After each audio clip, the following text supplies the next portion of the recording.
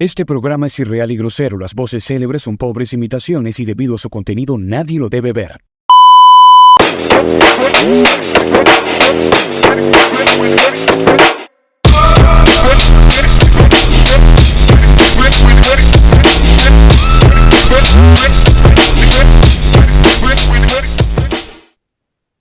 Bienvenidos a Antagonistas, canal de ciencias del movimiento corporal humano, un espacio donde se discutirán, debatirán y expondrán todos aquellos temas relacionados con las áreas del ejercicio físico y la salud, tales como la medicina, el entrenamiento, la terapia física, la nutrición, la psicología, la educación y cualquier otra profesión afín. Todo esto abordado desde la evidencia actual y disponible junto con la colaboración de diferentes profesionales expertos del área de tratar, siendo la divulgación, el escepticismo y el pensamiento crítico las bases fundamentales de este canal, que sumado con un toque de humor intentaremos brindarle un momento ameno de información objetiva. Compañeros antagonistas, buenas tardes, buenos días, bueno, lo que sea, depende de su país. Feliz de tener al invitado de hoy también.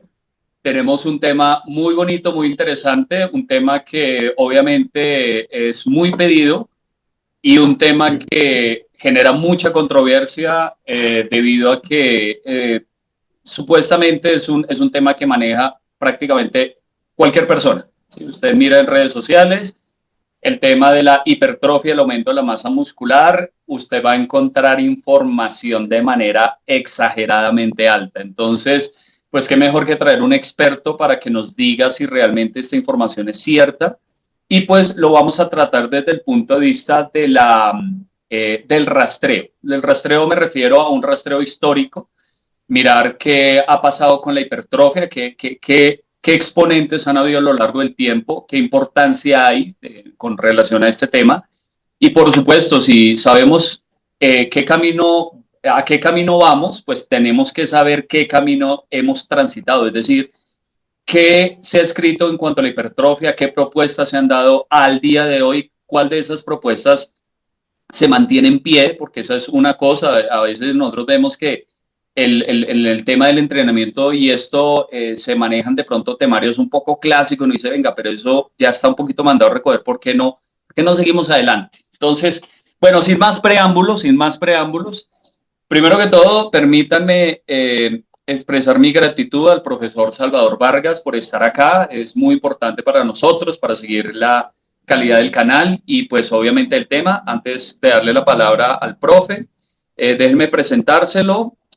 Obviamente para el que lo conoce, pero para el que no, es el profesor Salvador Vargas Molina, investigador, docente, director académico de la revista Five Star Fitness, miembro de la comunidad LIB de Argentina. Es licenciado en Ciencias de la Actividad Física y el Deporte de la Universidad de Wales, diplomatura en Educación Física por la Universidad de Málaga, máster en Investigación en Ciencias de la Actividad Física por la Universidad de Málaga, nutrición para la promoción de la salud y el ejercicio físico de la Universidad Internacional de Valencia, y Research Network de la Affiliate to Exercise and Sport Nutrition Laboratory del Texas, de USA, de Estados Unidos, y grupo de investigación de fisiología del ejercicio de la UMA, ¿sí? Espero haberlo dicho bien. Y bueno, de donde nos conocemos, obviamente, el Research Division del DBCS International, Colombia, que pues compartimos ahí espacios de investigación. Profe Salvador, bacano tenerlo acá. No, muchas gracias a vosotros, Dani, Adrián. Bueno, para mí esto es un honor, es un privilegio, como digo siempre, pero esta vez realmente es una charla entre amigos, ¿no? Como aquel que dice, porque bueno, son muchos años ya lo que nos conocemos, mucha experiencia ya vivida y bueno, para mí, ya te digo, es un café, ¿no? Un café que echa con un amigo debatiendo de un tema que a todos nos apasiona, que a todos nos gusta. En este caso, bueno, es entrenamiento en general, pero bueno, ponemos el foco un poco en esto de la hipertrofia que no solo a nosotros, sino a muchos de los que nos estén escuchando, pues seguramente les guste y les apasione. Así que nada, para mí un honor y un privilegio. Bien. Gracias, profe Salvador. Igual es un tema que es muy pedido. Obviamente a la gente le interesa mucho el tema del aumento de la masa muscular, la estética corporal. Bueno, todos estos son temas que son necesarios como entrenadores prestarle atención y saber cuál es la mejor manera de ser eficaz en ese mecanismo de la hipertrofia, pero al mismo tiempo guardar la seguridad y la prudencia que se requiere para ello, ¿no? estamos tratando con seres humanos. Bueno, Efectivamente. Y eso que está diciendo es muy importante y ahora lo vamos a ir viendo. Bien, perfecto. Bueno, y como siempre tenemos a nuestro compañero antagonista, el profesor Daniel Alexis Contreras. Danielito, hoy no te hice presentación porque el tiempo apremia y toca ser muy diligente con el tiempo. No, con la presentación del profe Salva ahí nos representa y con esa presentación del profe tenemos. Pero igual un gusto tenerlo acá y listo, profe, aprovechemos el tiempo lo más que podamos para que nos instruya a todos los que nos ven, los que quieren saber y a los que les apasiona este tema. Perfecto. Bueno, listo. De todas maneras, la presentación, como siempre, es exagerada, pero bueno, bienvenido sea todo.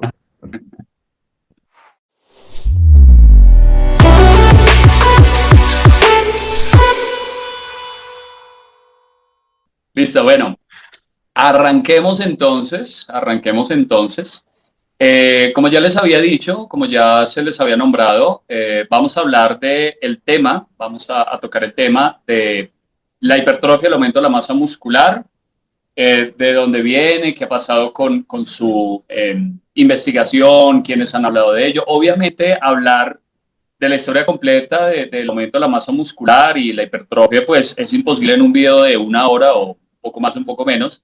Pero sí vamos a intentar dar contexto aquí con el experto, en el sentido de saber cuáles son los autores que más han marcado esa historia y que de pronto nosotros podemos decir, oiga, voy a coger como esta propuesta que se ha hecho aquí en este momento y podría empezarla a incluir dentro de mis conocimientos, dentro de lo que yo requiero, y aún así, si esa propuesta no fue clara en su momento o no explicó lo que necesitaba en su momento, pues de todas maneras es necesario conocerla para saber qué tanto se ha avanzado en el tiempo.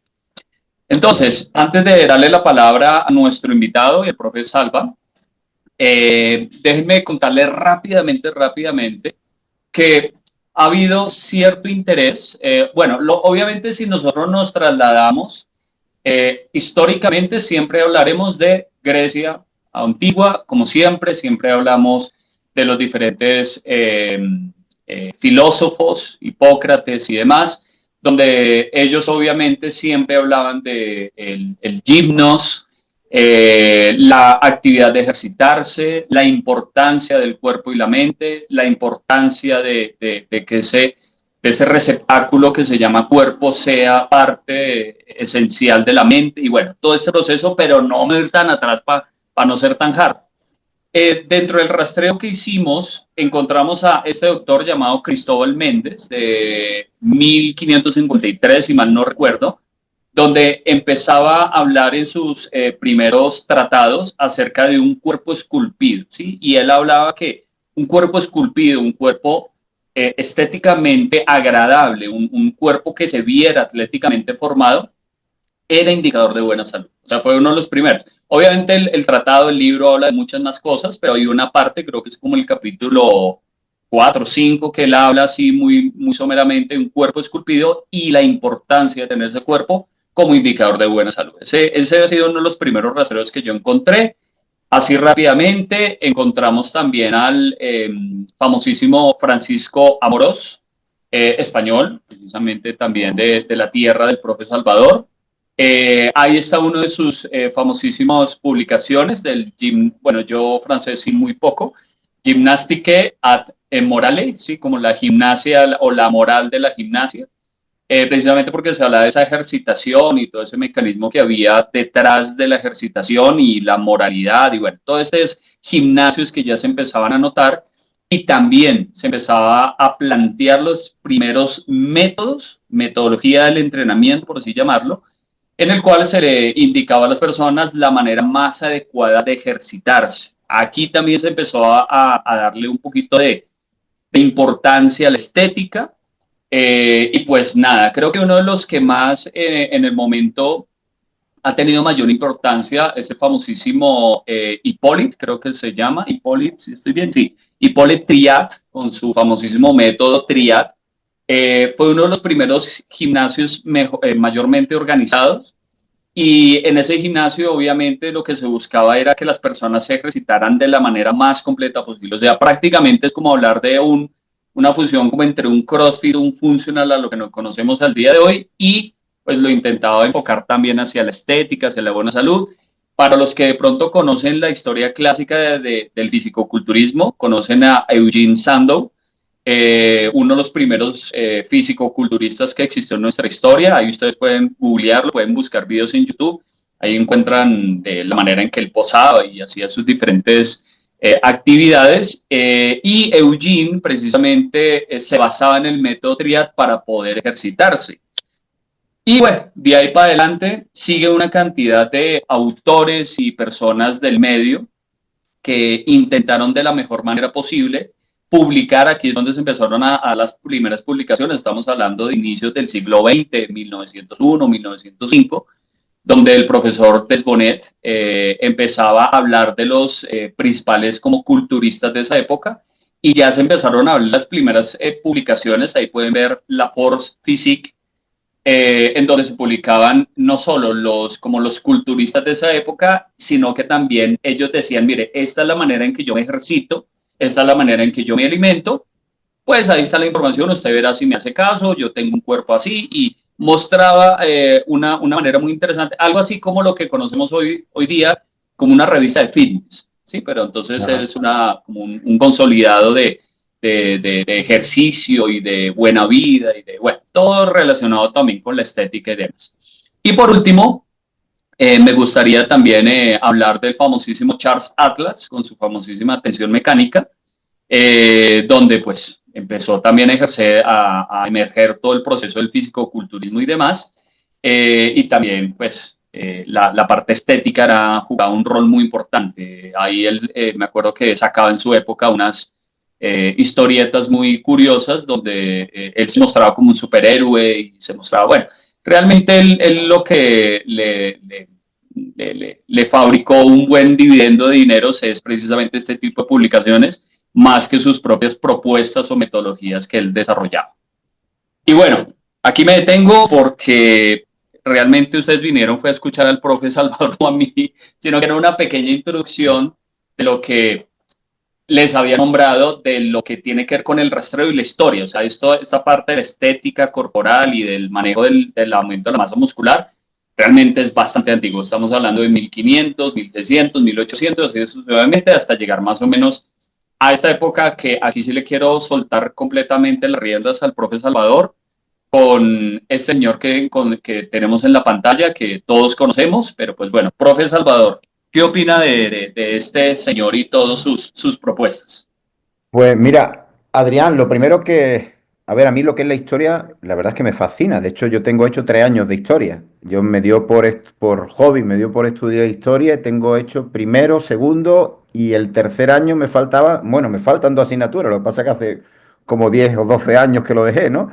Pero la verdad es que me fascina. Y esa introducción que has hecho, además me parece fantástica, me parece muy, contextualizas muy bien, ¿no? Lo que es el entrenamiento enfocado al rendimiento, a la estética a día de hoy. Y básicamente, yo creo que, a ver, si te pones como punto de referencia, siempre te vas a ir a la época griega, está claro, ¿no? Es puntual, luego te vas a los romanos, luego te vas al siglo XVI, pero sobre todo yo creo que siglo XVIII, sobre todo siglo XIX, cuando surgen las 4 escuelas famosas, ¿no? La sueca, la alemana, la francesa, la corriente deportiva. Cuando surgen las 4 es cuando creo yo que hay un poco más, ¿no? Un punto de inflexión, ¿no? Y sobre todo con la que tú has mencionado ahí, con la de Amorós, que realmente, aunque era español, tenía un carácter muy afrancesado, entre otras cosas por la época, ¿no? Es decir, tenía una influencia muy grande de la escuela francesa, y a raíz de ahí, pues el enfoque militar, el enfoque educativo que le dieron, enfocado que en parte, ¿no? También a lo que es el cuerpo y seguridad del Estado que conocemos a día de hoy, pues a raíz de ahí yo creo que es donde se empieza a ver un poco más, y luego ya la corriente deportiva, cuando se empieza a ver más lo que es el legado, ¿no? que cogen después las federaciones deportivas, la profesionalización del deporte, todo esto a partir de ahí, ¿no? Creo yo, de estas cuatro corrientes.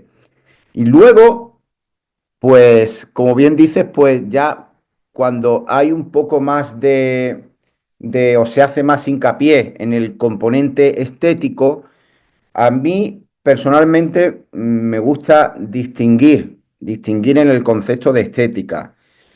¿Por qué? Porque cuando yo hablo de estética, cuando lees el libro y ves el concepto que yo tengo de estética corporal, yo creo que es un poco, a veces no se malinterpreta.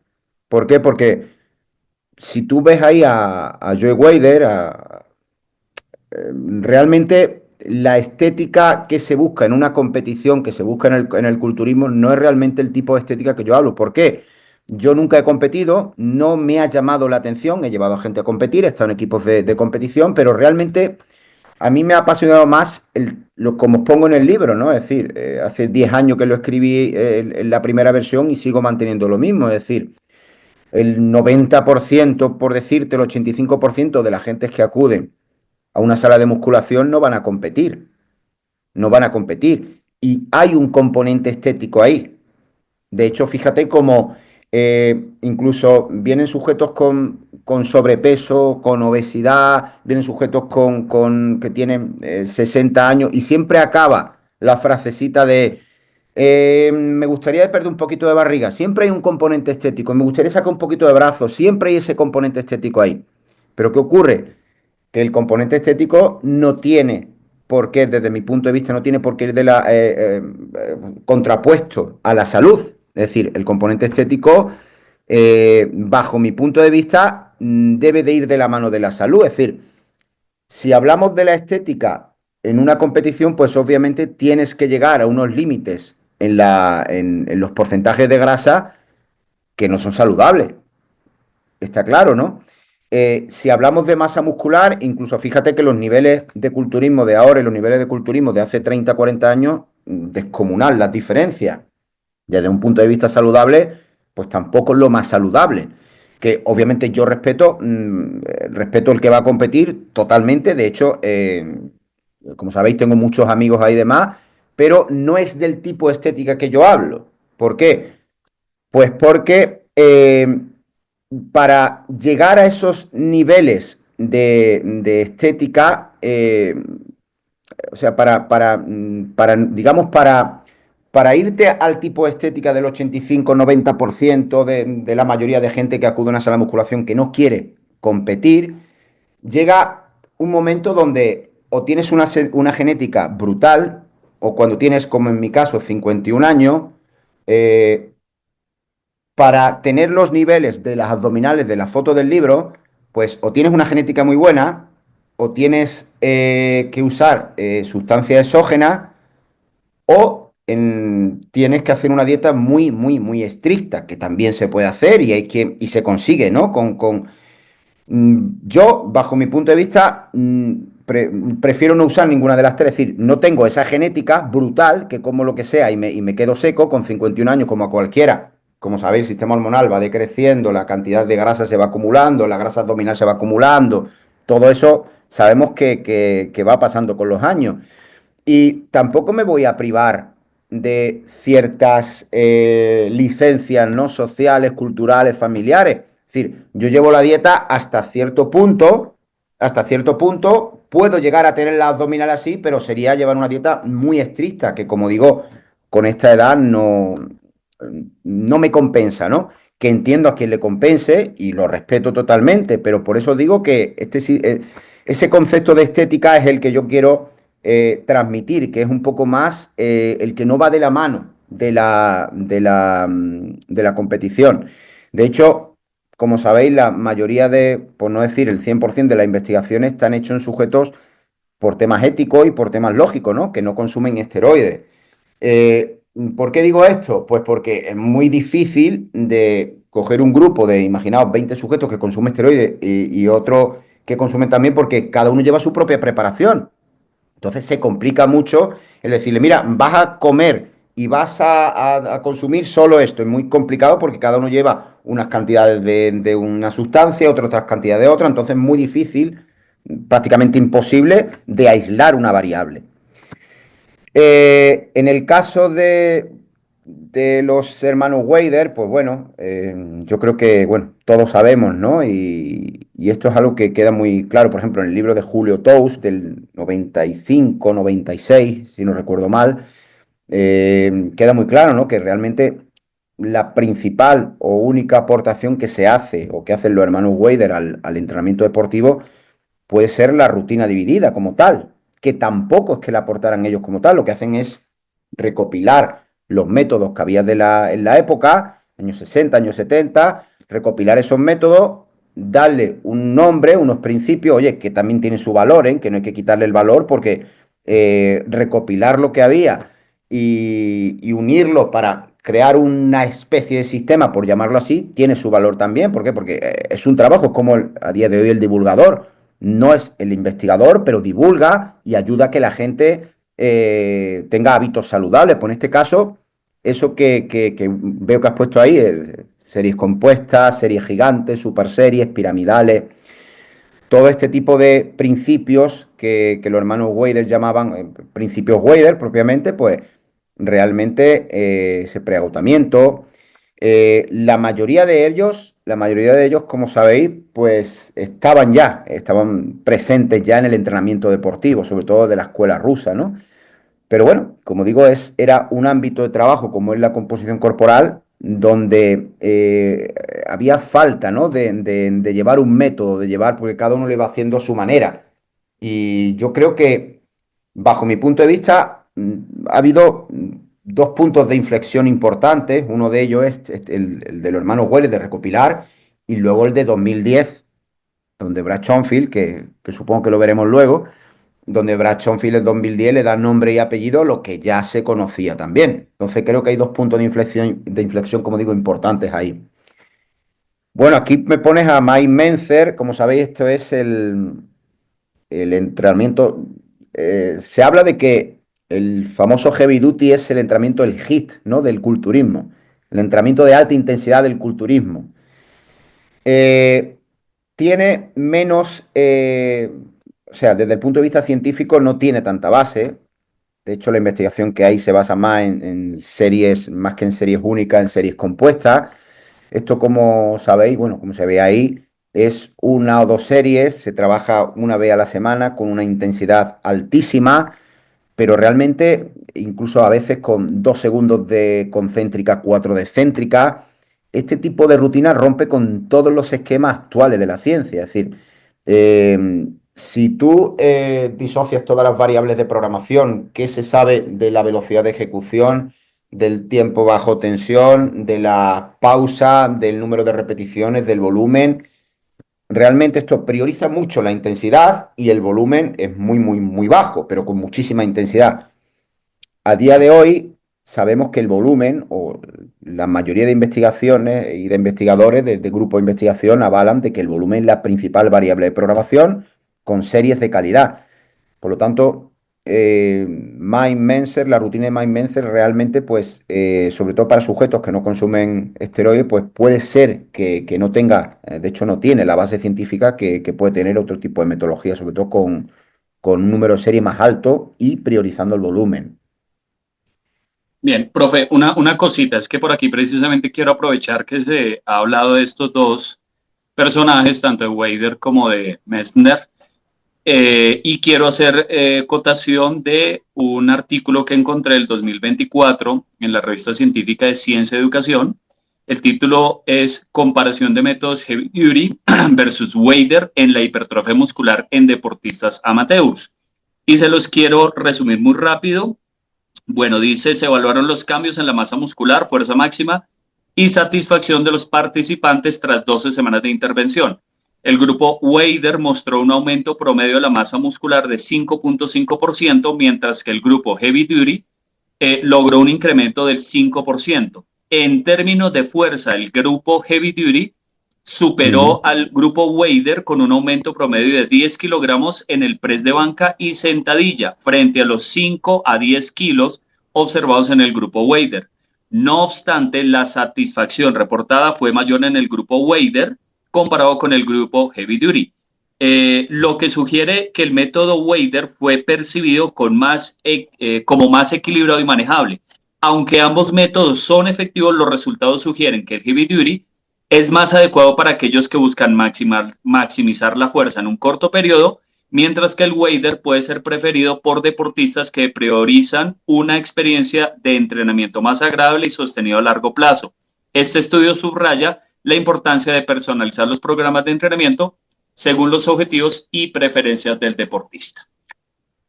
Profe, inclusive creo que hay como escuelas, ¿no? O sea, hay gente que como que va muy a la escuela de Messner y dice, no, esa es la mejor rutina y siempre ha sido la mejor rutina. Y hay otros que son como más, como que se llevan más a la idea de Wader y sus sistemas. ¿O estoy equivocado? Básicamente es lo mismo de siempre, volumen o intensidad. De hecho, como sabes, Dorian Jay, el principal valedor, ¿no? de Mike Mentzer, y obviamente todos los discípulos de Dorian Jay, pues obviamente van a seguir un método donde se priorice la alta intensidad. Desde el punto de vista científico, principalmente, incluso ahí donde tú mismo has dicho, es el volumen, se prioriza a la intensidad. Aparte, ese último punto que tú has dicho de las percepciones, eso es muy importante, porque un estudio, el estudio que tú dices, si es de 8 semanas, 12 semanas, a ver cómo mantienes eso en el tiempo.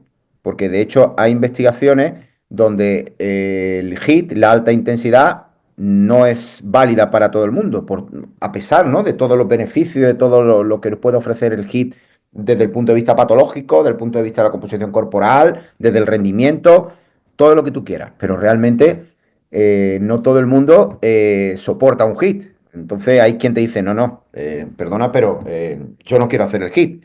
Y entonces, ¿qué ocurre aquí? Pues lo peor de todo, la base de todo, que perdemos la adherencia, perdemos el cliente, el sujeto deja de hacer ejercicio físico y es lo último que queremos. Tanto, yo creo que es muy importante no valorar solo el heavy duty en esta investigación aislada en concreto, pero además teniendo en cuenta como encima las percepciones obviamente eran más bajas ahí, es decir, se prefiere menos intensidad y más volumen. Exacto. Sí. Perdón, Salva, antes de dejar seguirlo. Danielito, tú que por ahí entrenas de vez en cuando, ¿tú a cuál te le medirías? ¿Al Heavy Duty o al de Wader? Profe, no pain, no gain, dijo en el capítulo pasado. Ah, carajo. No, profe, pues el profesor es muy razonable con lo que dice, obvio, por la experiencia y el conocimiento que maneja, pero por más de que pues hablo por uno que de hombre le guste el entrenamiento más intenso, pues la máquina no aguanta, entonces hay que variar, yo creo. Y lo que dice el profe, saber uno en qué objetivo está, qué le agrada, a dónde va. Y por eso importantísimo lo de la individualización. Pero definitivamente prefiero la intensidad, profe. Ok, sí, eso ya va en gustos.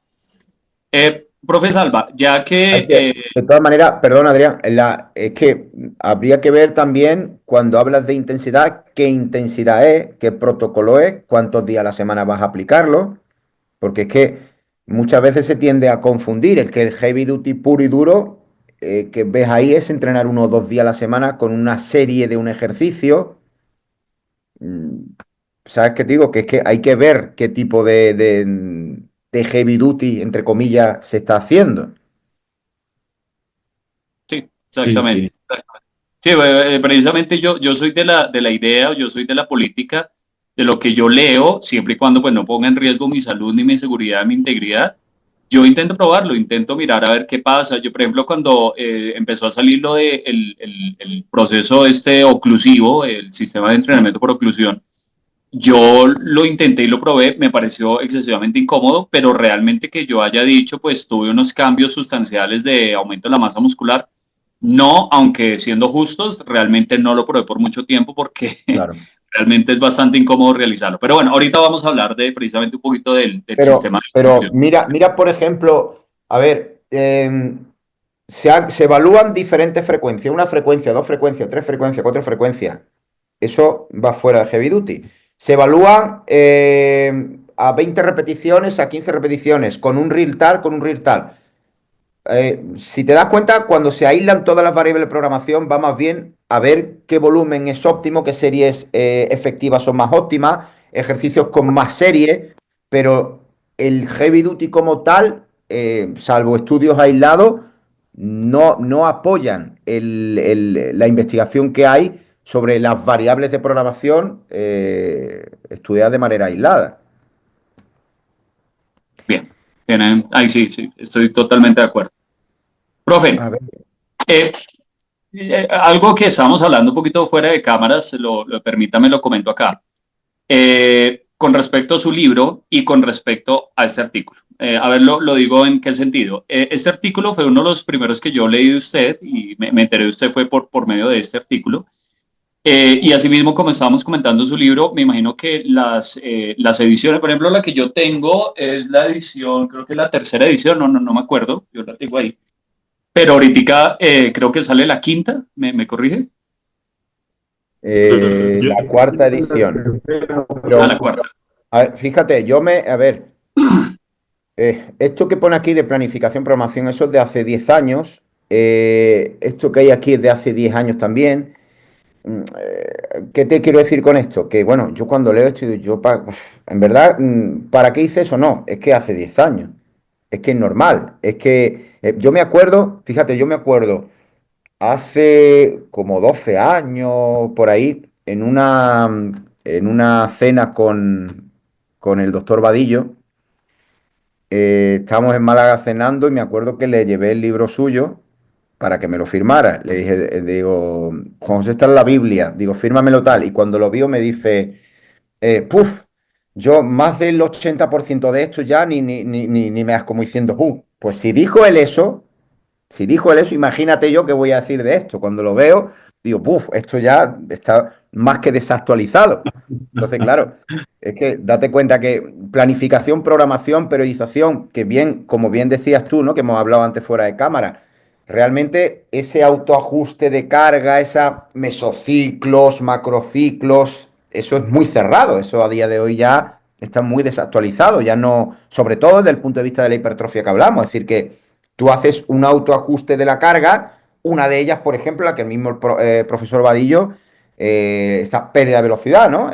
Una de las maneras de autoajustar la carga y concretamente de la hipertrofia, en vez de planificación, programación. A ver, tú puedes tener claro cuánto tiempo, o más que cuánto tiempo, hasta dónde vas a trabajar con un objetivo. Es decir, quiero aumentar masa muscular, o quiero reducir grasa, o quiero, básicamente es aumentar masa muscular, reducir grasa y recuperación o adaptarme. Son las fases principales.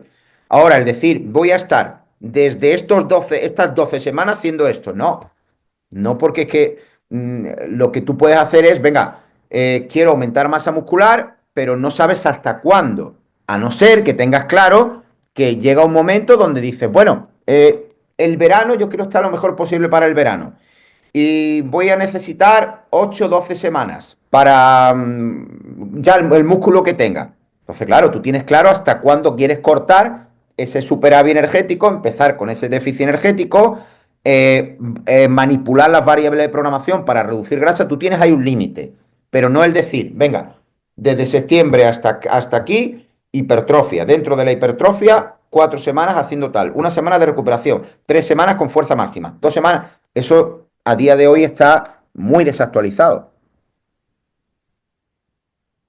Sí, precisamente esa era ya me respondió la pregunta, profe. Sí, porque ¿qué tanto ha cambiado? ¿Qué tanto usted ha cambiado en eso de lo que uno encontraba en este artículo? Que igual me parece que sigue siendo muy interesante y que sí, uno le pasa como autor, uno a veces cuando escribe algo, uno en su momento se inspira y uno se expresa según el conocimiento y según la literatura que uno encuentra en ese momento, pero si uno lo va a revisar 5, 7, 8, 10 años después, uno voltea a mirar y dice, uy, carajo, ¿aquí por qué yo escribí esto? ¿Qué pasó acá? Bueno, es como también entender que sí, tanto la ciencia como la literatura y el conocimiento de uno avanza y pues obvio, uno Efectivamente. no puede quedar ahí. Eso que estás diciendo es que tú vas aprendiendo y lo que yo sabía hace 10 años no es lo que sé ahora. Y por fortuna, he tenido la suerte bueno, pues mira, ahí en Colombia, en México, en Costa Rica, aquí en España, en Argentina, de relacionarme bueno, incluso en Estados Unidos, con los principales investigadores y entrenadores relacionados con estos campos. Entonces, claro, quiera que no, mis conocimientos, mi experiencias van cambiando. De hecho, que me preguntabas antes, fíjate cómo esta es la nueva edición, la de 2025, que va a salir en breve. O sea, estoy esperando que me terminen de arreglar la web y además va a salir en la versión online también, que nunca la he sacado desde mi página web. Claro, yo me pongo a ver esta de 2025, la de 2019, la de 2015, pues obviamente va avanzando. Lo primero que va avanzando, ¿qué es? Pues va avanzando la investigación. Lo que se hablaba en 2015 no es lo que se habla ahora. Hay evolución, hay cientos de estudios que van saliendo. Mi manera de pensar, mi manera de aplicar en el día a día, igual que a todos, ¿no? Nuestro compromiso con los entrenamientos van cambiando. Mi manera de escribir va cambiando. Los conocimientos van cambiando. Pues entonces, claro, por eso me gusta hacer siempre la nueva versión. ¿Por qué? Porque intento de plasmar la actualidad, no solo desde la ciencia, sino desde mi experiencia, sumando, en este caso, 10 años más. Bien, profe. Por cuestiones de tiempo y también por lo que tenemos que ser muy diligentes. Profe, bueno, aquí yo encontraba precisamente el artículo que estaba referenciando. Usted nombra diferentes autores a lo largo del tiempo, Bompa, Cometti, Poliquin, Vedado y demás. Voy a pasar rápidamente los autores. Me gustaría que usted me dijera algo puntual que haya dicho ese autor en su época o en su momento y qué tanto de eso se mantiene hoy día. Entonces, comencemos primero con el... Ah, bueno, no, perdóneme. Esto lo quería decir yo, que pues también obviamente el profe Salvador lo conoce. Las teorías del entrenamiento deportivo, las bases teóricas del entrenamiento deportivo, que obviamente todos conocemos, ¿no? Pero que no están muy enfocadas en la parte del aumento de la masa muscular. O sea, se nombraba, se hablaba, García Manso, Navarro Valdivieso, bueno, todos estos autores que ya todos conocemos y que en la universidad los leímos varias veces, pero no se enfocaban, o sea, yo lo digo porque cuando yo era joven, estaba en la universidad, precisamente uno buscaba en estos libros la respuesta a esa pregunta que uno tenía de cómo aumento la masa muscular, o sea, deme esos tips, deme esos métodos, deme esas series, realmente había presunciones ahí, pero no se hablaba específicamente, o sea, ya hay autores que empiezan a hablar como, no sé, los que ya vamos a hablar a continuación. Pompa, sobre todo Exactamente, Pompa. que es precisamente el que A ver, quiero. yo creo que en los libros de Navarro y Valdivieso, yo creo que aportaron mucho, sobre todo para generar las bases de lo que hoy día es, o se llama HIIT, se llama cardio extensivo, LIS, todo esto que se llama a día de hoy, realmente eran metodologías del atletismo que ya se mencionaban en estos libros. Lo que pasa es que, claro, se veía desde un punto de vista del rendimiento, corro más, en menos tiempo, salto más, pero claro, cuando ya te das cuenta de que esos entrenamientos de alta intensidad te ayudan en la composición corporal, te reduce la grasa visceral, tiene ciertos beneficios a nivel cardiovasculares. Entonces, claro, ya empieza a verse, ya empieza a llamarse entrenamientos de alta intensidad, ya empieza a llamarse HIIT, empieza a llamarse LIST y no carrera continua. Es decir, ya cambia el concepto siendo lo mismo de siempre. O sea, siempre lo mismo, es lo mismo, pero claro, las bases realmente las sentaron, entre otros, pues estos investigadores, ¿no? Los profesores Navarro, Valdivieso, al menos desde España, ¿no?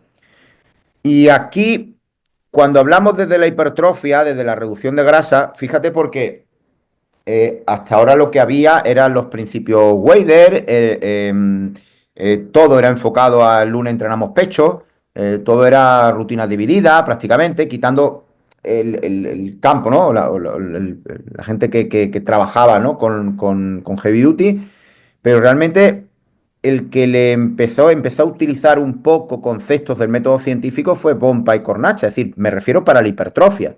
Y fue aquí donde se empezó a darle un orden coherente, que a día de hoy, como digo, no tiene la lógica, ¿no? Desde que se hacen otro tipo de autorregulación de carga, como hemos dicho, pero aquí era muy cerrado, ¿no? Una fase de adaptación, una fase de tal, y había que seguir ciertas semanas, como ves ahí, ¿no? Para continuar con cada fase. Lo bueno de esto es que, ya te digo, se empezó a ver el culturismo, se empezó a ver la estética, el entrenamiento de la hipertrofia con un matiz más científico. Entonces creo que es el avance que tuvieron Bompi y Cornache desde este punto de vista. Aunque realmente, como digo, no, está un poco, está bastante desactualizado para día de hoy, pero fueron las bases y los orígenes. De hecho, aquí, fíjate, porque para trabajar se trabajaba, se hacían los test de la 1RM y sobre los test de la 1RM se calculaban los trabajos, algo que, bueno, ya sabemos que no es lo más correcto a día de hoy. Pero bueno, yo creo que fueron los inicios, ¿no? Para intentar darle un sentido desde el punto de vista científico al entrenamiento de la hipertrofia. Exacto. Los cimientos. Efectivamente. Igual con Cometi. Son los dos, primero Bompa, seguido de Cometi, pero fíjate que ellos llegaron a entrenar a culturista incluso, pero no eran culturistas, se basaban más en el rendimiento deportivo. De hecho, en los métodos de Cometi habla de todo tipo de métodos y empieza a hablar de métodos culturistas y entre ellos empieza a hablar del famoso 10x10 de Cometi, que como sabéis no es de Cometi, tiene orígenes por todos lados, menos de Cometi. Fíjate, se habla hasta de 1951 de Zinoviev. O sea, estamos hablando que te lo encuentran en el libro de Tous, ¿no? Del 95. Hablamos del método alemán que hablaba Polikin. En fin, tiene el 10x10 como tal, tiene Vinci Ronda desde el punto de vista del culturismo, tiene muchos orígenes. Fraser también en el libro de Arnold, pero no está claro dónde sale el 10x10 y se le atribuyó a Gil Cometi desde el punto de vista científico. Pero fíjate cómo encima ese 10 por día de hoy ya no es tampoco lo más óptimo, porque hacer 10 series de 10 repeticiones de un mismo ejercicio, ya sabemos que desde la hipertrofia es preferible distribuir el número de series en un mayor número de ejercicios. ¿Por qué? Porque el trabajo desde ángulos diferentes, con ejercicios con más elongamiento, otros con menos elongamiento, uno con más actividad eléctrica aquí, otro con menos, enriquece y optimiza mucho más el entrenamiento para la síntesis de proteínas. De hecho, fíjate, aquí lo tienes nuevamente igual que Bompa, ¿no? Todo muy cuadriculado, en plan planificación, programación, donde no puedo salirme de esas 4 o 6 semanas, donde un bloque es una cosa, otro bloque es otra. Pero ya te digo, tiene un poco la ventaja de esto y el avance que ellos dieron es darle un valor científico a un objetivo específico como era aumentar la masa muscular, sin que deje de ser entrenamiento de fuerza, obviamente.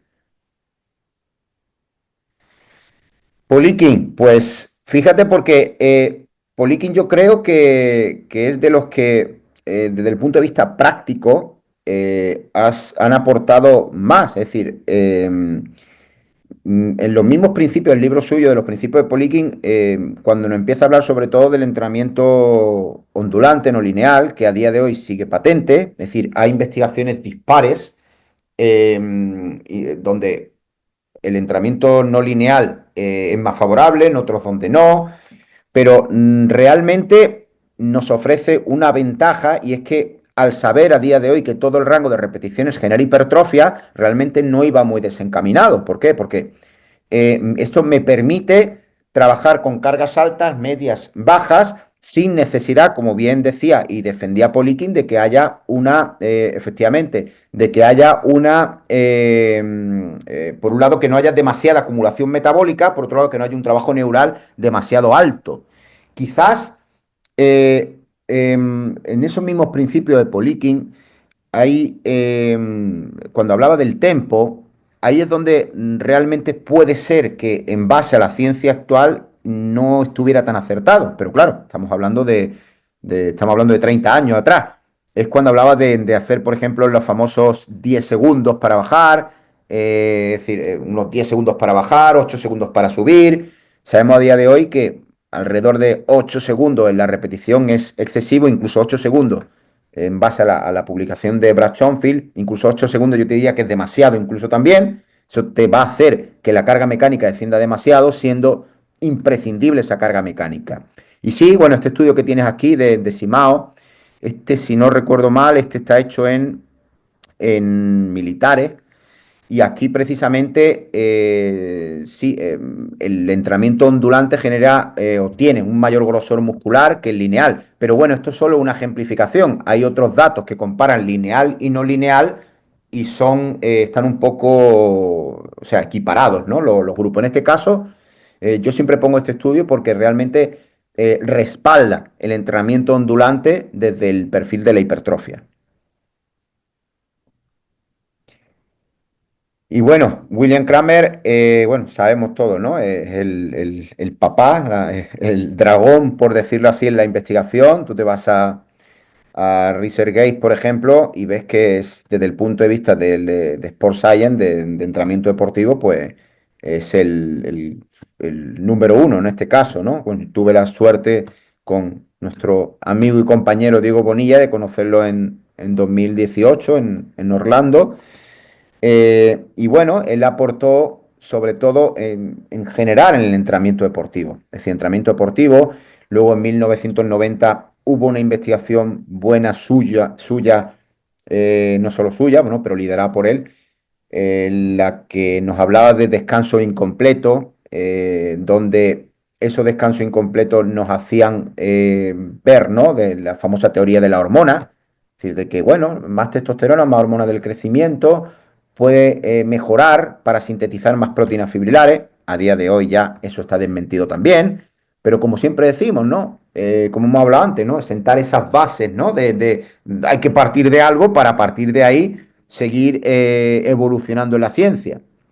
Y fíjate porque tanto Fleck como Kramer, que si no recuerdo mal son cuñados, ya hablaban también del entrenamiento lineal. Y no sé si lo habéis hablado también en otra entrevista, pero bueno, lo mismo que tal, ¿no? Es decir, el entrenamiento lineal está un poco desactualizado cuando se habla de autoajustes de carga. Es decir, hablamos de autoajustes desde repeticiones en recámara, porcentajes de RM, pérdidas de velocidad, o incluso la publicación que hice el otro día en Instagram del APRE. Es decir, hay distintas maneras de autoajustar donde el lineal pues no sale, en este caso, muy favorecido.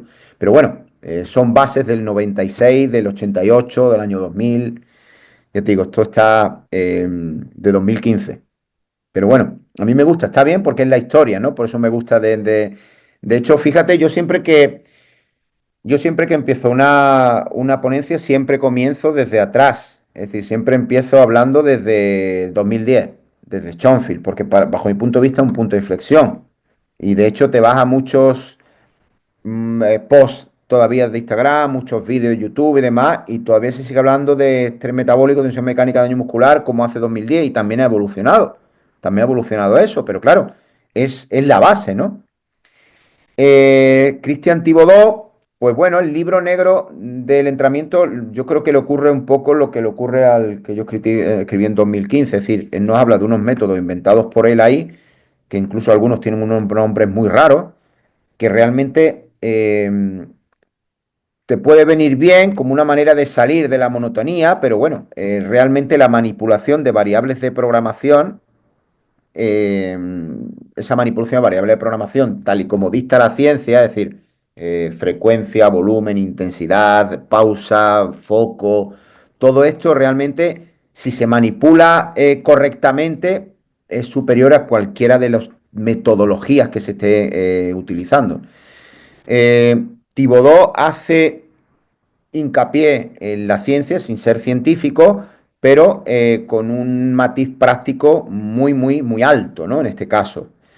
Y esto que tiene ahí de su libro 2007 también está, no es precisamente lo que hace a día de hoy. Fíjate que él habla ahí de bloques y en los bloques mezcla fuerza. Cuando habla fuerza, te está hablando de unos 5 6 repeticiones. E hipertrofia se hablaba de 6 12 repeticiones.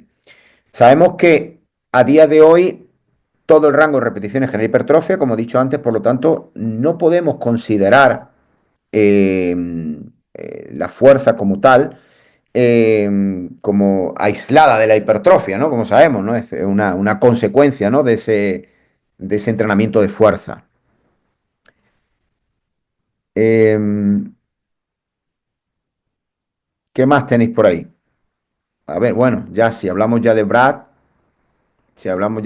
bueno, sabemos, ¿no? Que es el principal investigador del mundo de hipertrofia. También tenemos la suerte de publicar con él, estamos bastante en contacto con él. De hecho, ahora precisamente esta semana, mañana o pasado, vamos a publicar un nuevo estudio sobre Cluster C con Brad. Eh, bueno, ya lo anticipo un poco, ¿no? Lo que hemos hecho es igualar. Date cuenta que en las publicaciones hasta ahora de Cluster, los grupos lo que han hecho es, si yo trabajo, para que te hagas una idea, 10 repeticiones con carga de 10 RM y el otro grupo lo que hace es 5 más 5 con la carga de las 10 RM para igualar la carga. Entonces, claro, cuando tú haces 5 repeticiones con carga de 10 RM, pues vas muy sobrado, te sobran más repeticiones en la recámara, porque yo hago solo 5 y la carga es para 10 al fallo. Entonces, ¿qué hemos hecho nosotros? Hemos igualado a RIR 01 los protocolos de 12 y los protocolos de 3 más 3 más 3 más 3. Y nada, eso es lo que estamos a punto de publicar, que bueno, creo que ha sido bastante interesante precisamente con Brad.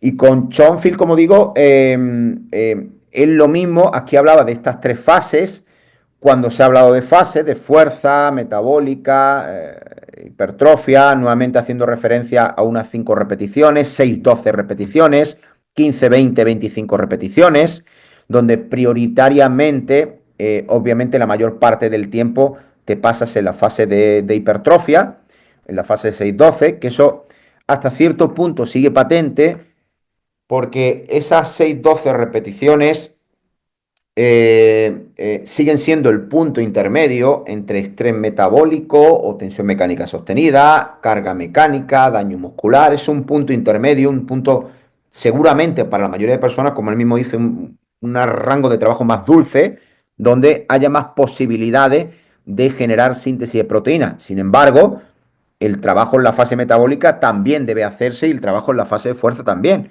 Es decir, tenemos, como se suele decir, que hacernos fuertes en todos los rangos. Por tanto, por eso de ahí la importancia, ¿no? De ese entrenamiento no lineal, ¿no? De subo, bajo los demás rangos. Y bueno, pues Bres Contreras también ha aportado mucho en el entrenamiento de la hipertrofia, ni que decir tiene, ¿no? De que es uno de los principales percusores de entrenamiento de glúteo, es el que más ha avanzado.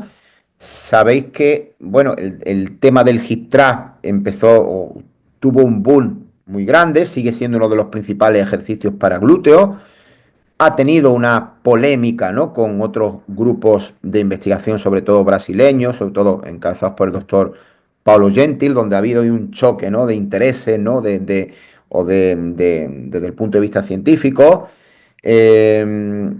Yo personalmente, la mayoría, te digo la mayoría de lo que habla Contreras, la mayoría estoy de acuerdo, pero bueno, hay cosas como por ejemplo el trabajo de Fluching que él propone, es decir, trabajo a 35, 50 repeticiones, que realmente todavía no hay base que sustente eso, es decir, el que genere más daño muscular, el que genere más hinchazón muscular, el que acabes con el músculo así hinchado, no es sinónimo de más síntesis de proteínas fibrilares. Ahora, sí es sinónimo de que más fatiga va a generar seguro. Entonces, claro, no es lo mismo hacer una última serie a esos rangos de repeticiones, pero bajo mi punto de vista puede generar más fatiga que síntesis de proteínas. Por lo tanto, yo no veo conveniente pasar de esas 25-35 repeticiones siempre que pases de ese mínimo de la carga, es decir, de ese umbral mínimo de carga.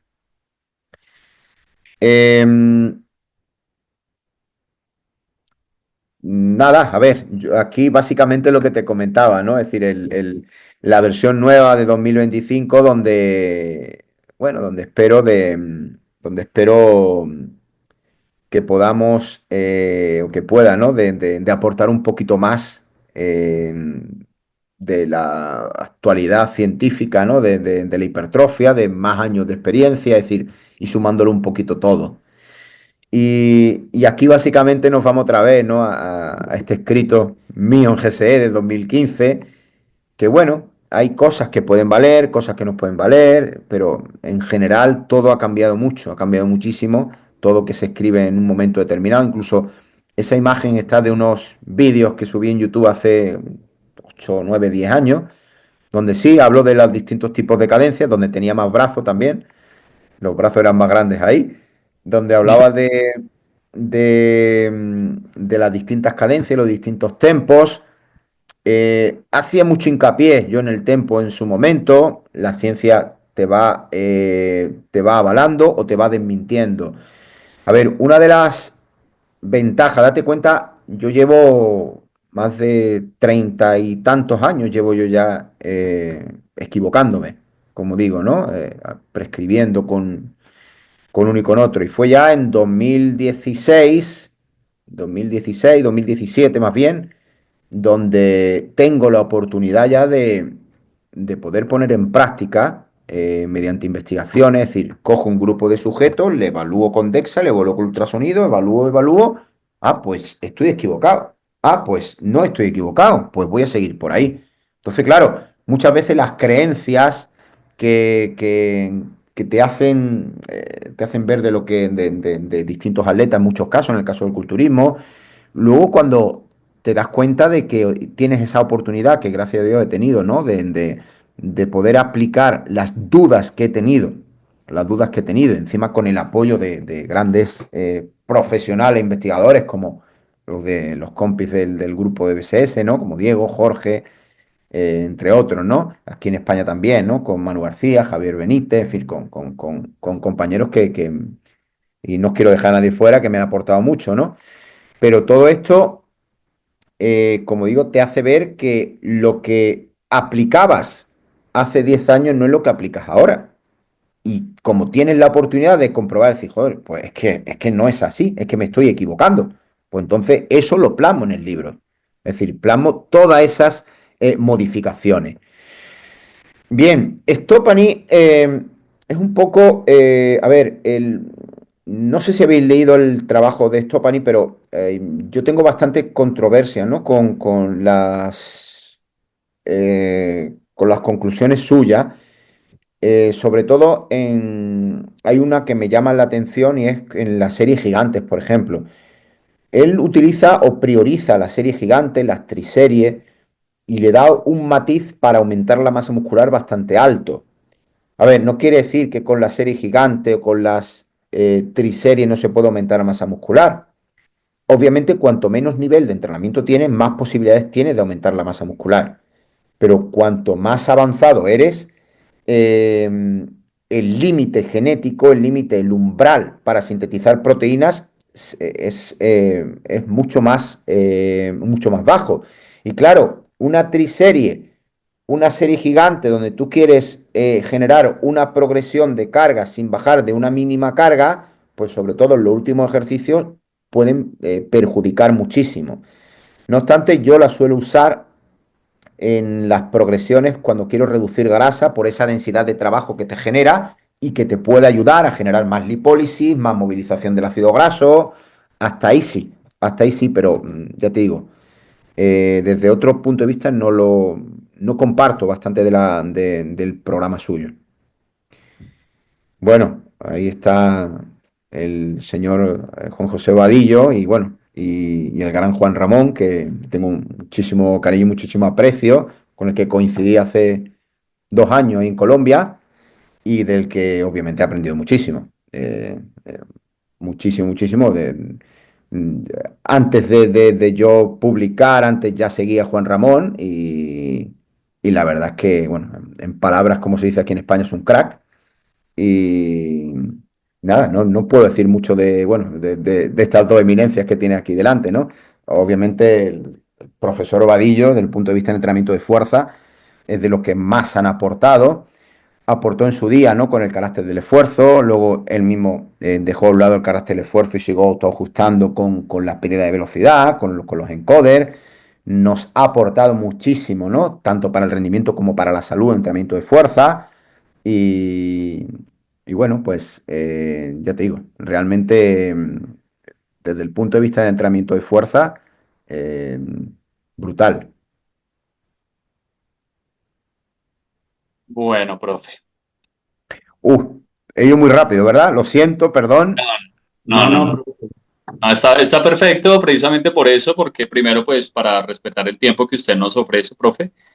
Y dos, también, pues, porque el objetivo del capítulo de hoy es mostrarles, miren que lo que acaba de hablar el profesor Salvador es apenas como la punta del iceberg de una cantidad de teorías y literatura que hay detrás del aumento de la masa muscular, la fuerza y demás, y que realmente el objetivo de este capítulo es mostrarles que antes de que usted vaya a una red social y se ponga a creerle a un influencer, usted tiene que tener un bagaje de toda esa teoría que viene atrás, de todo ese conocimiento, o sea, de por qué un influencer dice o habla del 10x10, de las super series, o sea, es esa curiosidad que uno tiene de decir, bueno, ¿y eso de dónde vino? ¿Eso quién lo dijo primero? ¿Y cuáles son los estudios que lo avalan? ¿Qué tipo de estudios son los que están ahí detrás? Entonces, no, pues estuvo perfecto, profe, pero entonces ahí le lanzo la última pregunta ya para despedir.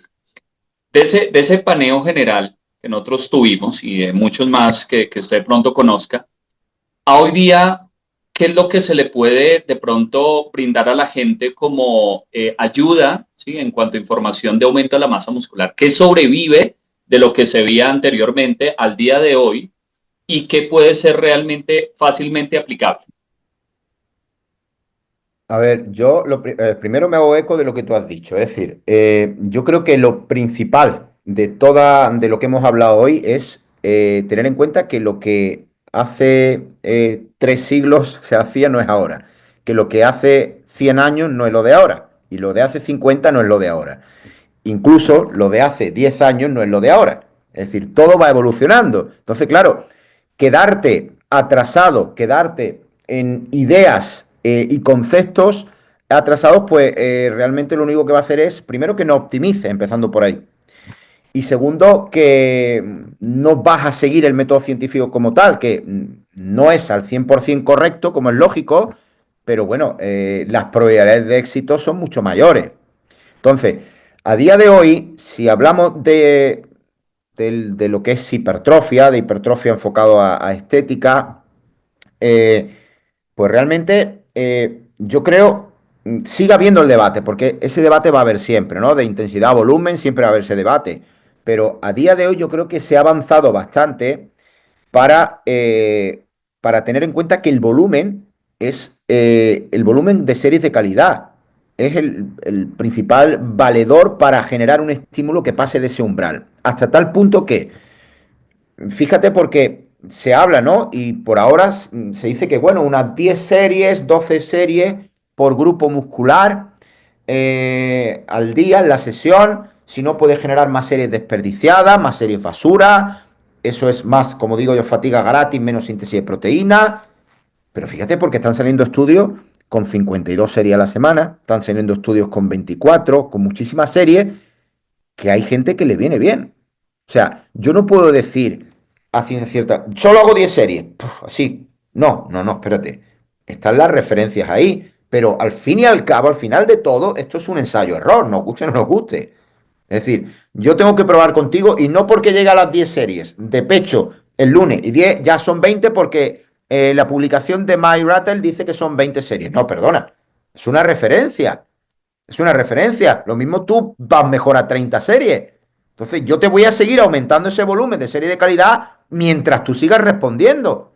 ¿Que no sigues respondiendo? Pues corto. Pero incluso si me sigues respondiendo y llega un momento donde te estanca, voy a parar. Ahí es donde vamos a hacer la recuperación y voy a volver a intentarlo porque lo mismo que estás fatigado. No es que haya llegado tu tope en número de series totales, no.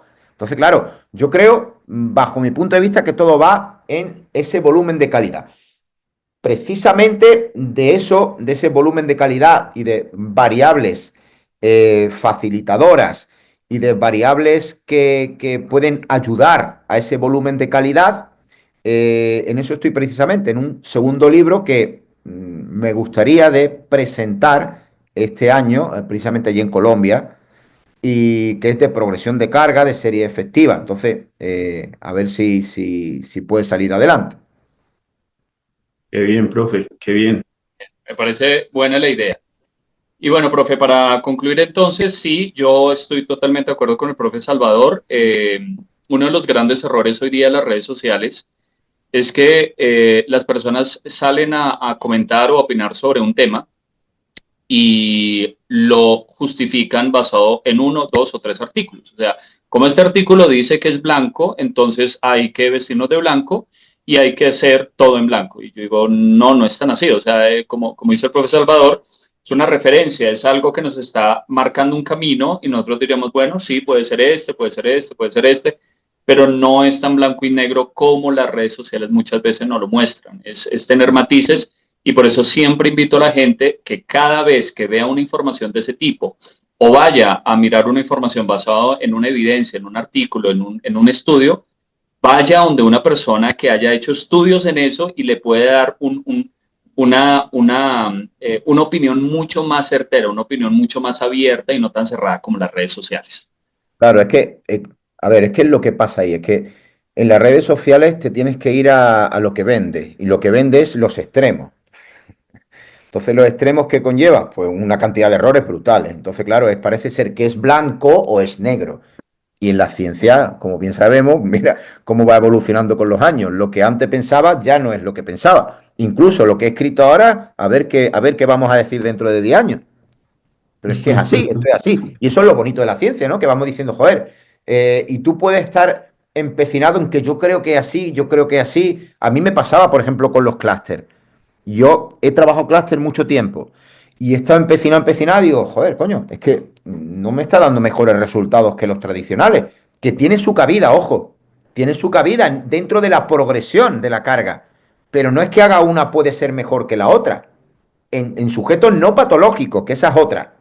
En clúster, precisamente, estamos en un proyecto, ya que sale en sujetos con problemas de corazón, con problemas cardíacos, que sí que tiene mucha más salida, que sí que tiene o puede tener más repercusión a la hora de generar adaptaciones. Pero claro, yo siempre he pensado, y digo, joder, pues si no, pues no. Si no es, no es. No puedo porque no tengo que seguir empecinado. Bueno, profe Bueno, Salvador, le agradecemos. Danielito, ¿quieres decir algo? no, pues conclusión de todo esto, entre más herramientas uno tenga y más conocimiento, mejor. Qué bueno que este canal precisamente tengamos la participación suya, profe, porque pues sabemos que es una persona que ha estado en el medio consultando, investigando, aprendiendo cada día más. Entonces nos puede dar muchísima luz. Ahora, aprovechar, profe, yo tengo la versión suya del 2019 con esa dedicatoria, profe, pero entonces esto igual no deja de servir toda esta información porque obviamente desde su perspectiva diría, bueno, ya ha cambiado mucho y siguen mejorando, pero para uno que está empezando es muy valiosa información. Yo, Entonces, bajo mi profe, punto de vista, sí. la invitación, aprovechando acá el canal de antagonistas con el profe Adrián, hacer la presentación nueva, cuándo piensa venir y dónde podemos encontrar el libro. La fecha todavía está por ver. Eso está por ver Ajá, todavía. Y el libro, pues mira, en la página web online, en la página web online estará disponible, yo creo que la semana que viene ya, porque es que me están así, haciendo unos pocos ajustes, sí, sí. Y físico, pues se lo tengo que enviar, allí se lo estoy enviando, como bien sabéis, a nuestro compi, a Santiago Penago, a Sapepe, que es el que lo está distribuyendo ahí. Entonces, tendré que hablar con él para enviarle. Y que puede ser que colabore conmigo en el libro de progresión de carga. Estamos ahí pendientes a ver, no sé lo que va a hacer al final. qué bueno, profe, qué bueno. Súper. Profe, no lo molestamos más, sabemos que tiene sus ocupaciones y tiene que hacer otro tipo de cosas, entonces, no sin antes, lo despedimos, no sin antes agradecerle por este espacio, por todo lo que nos compartió el día de hoy, esclarecer que sí, efectivamente, la ciencia es mucho más compleja de lo que quiere mostrar las redes sociales, pero que aún así es necesaria para las decisiones que tenemos que tomar como entrenadores y como personas que entrenamos en los gimnasios de manera común. Entonces, mi profe, no sé si quiera concluir algo más. No, nada, en principio, bueno, daros las gracias a vosotros por este espacio, bueno, por compartir con vosotros, ya, como he dicho al principio, ¿no? Esto es una charla entre amigos, no es todo muy diluido, muy tranquilo y bueno, con ganas de veros personalmente y bueno, y dar un abrazo y tomarnos un café colombiano. Perfecto. Gracias, profe. Profe, que le vaya muy bien y bueno, los invitamos entonces a la página del profesor Salvador para estar pendiente del libro y demás. Gracias a todos los antagonistas que nos ven y no sin más, recuerden darle like, darle a la campanita, suscribirse al canal y siempre estar pendiente de las publicaciones que estamos pendientes. Vienen unos capítulos muy bonitos, vienen unos capítulos muy especiales y pues seguiremos con la misma calidad siempre. Chao, que les vaya muy bien. Chao.